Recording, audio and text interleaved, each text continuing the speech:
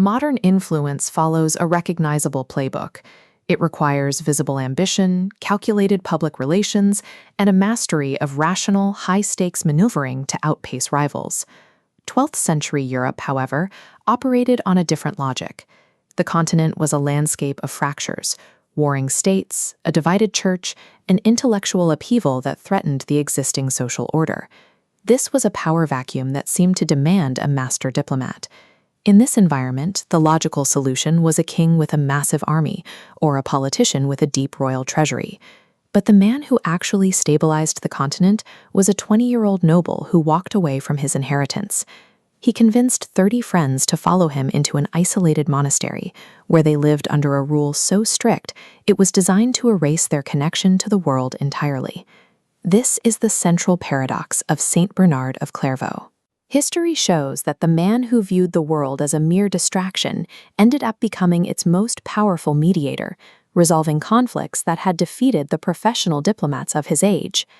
Bernard intended to remain hidden at the Abbey of Clairvaux, yet his reputation for austerity created a gravity of its own. He inadvertently transformed a remote cloister into a hub of 700 monks, eventually overseeing a network of more than 60 new abbeys. This scale of influence was tested in 1130 during the Papal Schism. The church split between two rival factions backing Innocent II and Anaclet II, a crisis that effectively divided the map of Europe and risked a total collapse of continental stability. Traditional diplomacy failed. The usual political leverage, compromises, and threats from secular kings were rejected by the entrenched factions on both sides. Bernard intervened by traveling through France, Germany, and Italy. He didn't bring wealth or soldiers. He used a perceived moral clarity that forced rival monarchs and competing cities like Genoa and Pisa to abandon their candidates and realign behind a single authority. Bernard's lack of personal ambition acted as his greatest asset. Because he had nothing to gain for himself, he was seen as a universally trusted arbiter by the continent's most calculating leaders. He applied this same force to the rise of early rationalism. Peter Abelard, a famous dialectician, was using scholastic logic to treat theological truths like a philosophical debate club, worrying traditionalists who saw this as a threat to religious unity.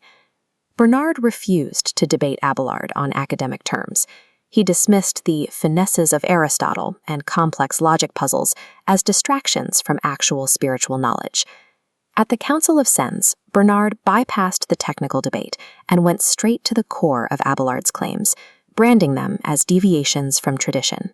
The great debater, faced with Bernard's overwhelming moral certainty, famously chose to appeal to Rome rather than finish his defense. René Guénon argues that Bernard succeeded because he embodied a rare synthesis. He was a monk who remained a knight. Though he lived in a cloister, he never lost the decisive, militant drive inherent to his Burgundian noble origins.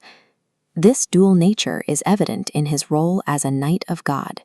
He didn't just contemplate, he acted, notably by drafting the founding rule for the Knights Templar, merging the discipline of the monastery with the duty of the warrior. By combining the internal purity of a monk with the external action of a knight, Bernard was able to command his era with a decisiveness that scholars and kings could not replicate. Bernard viewed his life's work, the mediation of empires, the theological trials, and the preaching of the Second Crusade, as a series of obligations rather than a pursuit of personal glory. His efforts were directed toward a specific goal, the preservation of a singular, traditional Western Christendom. By resolving the schism and aligning the military orders under a common rule, he reinforced a civilization defined by shared truth rather than divided borders. This continental unity eventually eroded as the late Middle Ages gave way to the rise of nationalism and political pragmatism, the very forces of fragmentation Bernard spent his life opposing. The life of Saint Bernard suggests that historical authority is not always captured by those who reach for it.